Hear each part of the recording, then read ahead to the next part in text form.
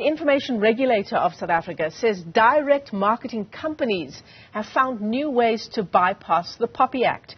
Consumers continue to complain about calls from 087 numbers. I'm sure you know all about that. The POPIA was introduced to stop unsolicited direct marketing to consumers via SMSs and emails. Let's get you the latest on the story. Mukelani Dimba is with the Information Regulator of South Africa, and he joins us live this afternoon. It's great to see you, sir. Thanks very much indeed for coming on. And I suppose the big question is, how have these marketing companies, these telemarketing companies, managed to circumvent and do so safely the POPIA Act? Thank you so much, Michelle, for having us. It's not a new way that has recently been found by the telemarketing companies. It's just a grey area in the legislation. So let's just take a few steps back. The law that we're talking about today, the Protection of Personal Information Act, it prohibits direct marketing through unsolicited electronic communication. But of course, there are certain conditionalities where it could still be permissible to do so. But where the trouble is with regards to how the law then defines what is electronic communication. So there appears to be a debate in the industry that goes along the lines of a phone call is not part of what is defined as electronic communication. Therefore, Michelle, what you will then see is that things such as your SMSs and your emails, where there's direct marketing happening via SMS or email, we are seeing a pattern where it appears that those have dropped. However, the phone calls have increased for some reason, and we think this is the reason why these phone calls have become so prominent now. They're coming in thick and fast. And so as the regulator, we have now come to a point where we have heard the complaints coming through from the public. We received quite a few complaints on this issue and are now ready to take some corrective action to prevent this. And what does that corrective action look like? I mean, obviously, we need more clarity on exactly what electronic communication means. Absolutely. There needs to be clarity on that point, but I also don't want us to place too much emphasis on the issue of definition, what the legal terms, how the legal terms are defined. The major issue here is that for a company to process your personal information, it needs to be done on the basis of consent that has been given by the data subject, by you as the person about whom the information relates. Now, this is the POPIA provides for that. It says the information can be processed if you've given consent, or it can be processed if you are a customer of the company. So that's where we need to really focus on, not on this gray area which has been taken advantage of. We find that when these telemarketing companies call you, they do not express or inform you about your rights regarding the phone call that they've just made. And so as the regulator, we're going to be issuing a guidance note that addresses issues around consent, that addresses what the rights of the individual are when they receive this unsolicited direct marketing calls from the telemarketing companies. Mukelani, when you talk about consent, do you mean consent as a consumer of various goods where I may or may not have filled in a form saying that you can contact me at a later stage? Or are you saying that when I answer the phone from that 087 number, that the issue of consent should then be outlined to me before the call even actually begins?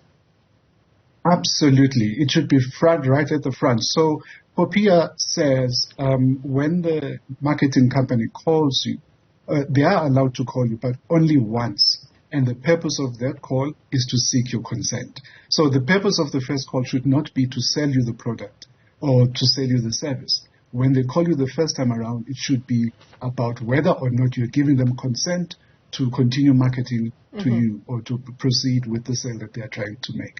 So that's key. That's a primary principle in this legislation. And we find that time and again, that is not mentioned. It's not indicated to the recipient of the call when the telemarketing companies put those calls through. No, absolutely.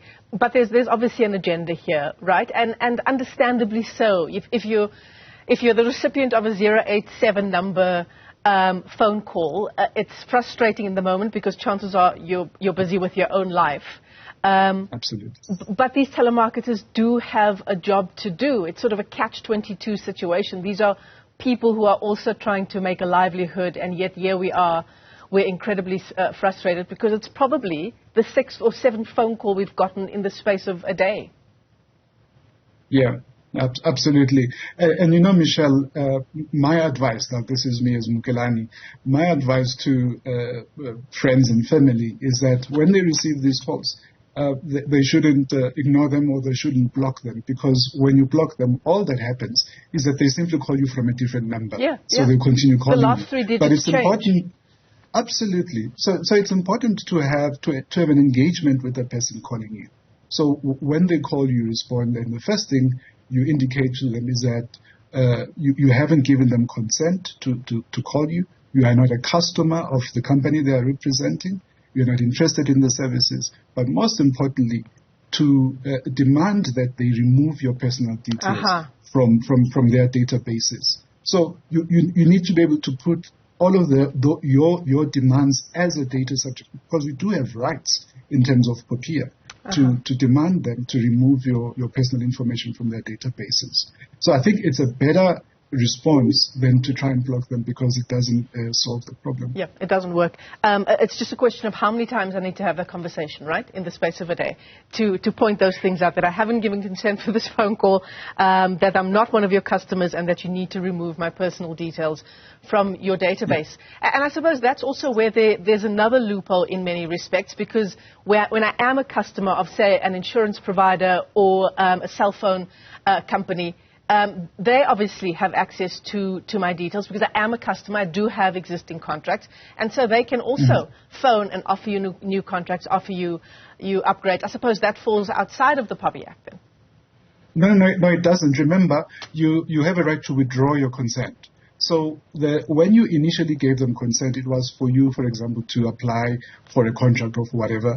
And that was the purpose for which you were giving them the consent to process your information. Now you have your contract, now you have the product or the service that you were contracting on, and it is done. So even though POPIA says they can still call you as an existing customer to offer you other products or similar services, from your side you have the right to then withdraw the initial consent that you had given. That's I think, absolutely.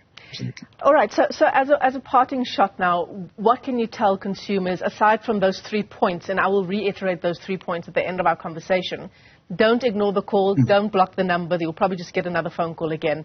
Take the call and then make those 3 demands, which I'll remind our viewers about. But what is the parting shot from your point of view insofar as how successful POPIA has been?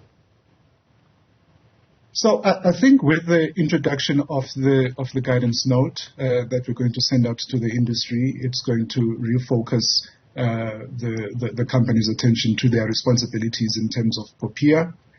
That's the first intervention.